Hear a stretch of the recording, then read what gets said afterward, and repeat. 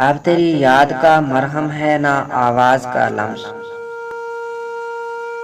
अब तेरी याद का मरहम है ना आवाज का लम्स। ऐसी गुर्बत तो बस मर्ग हुआ करती है।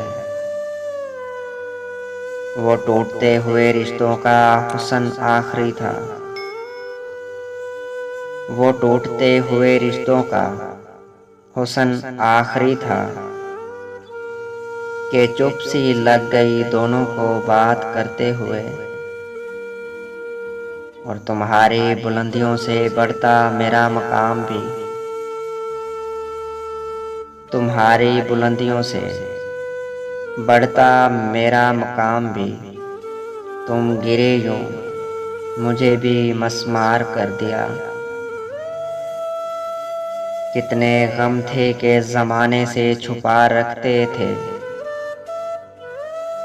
कितने गम थे कि ज़माने से छुपा रखते थे।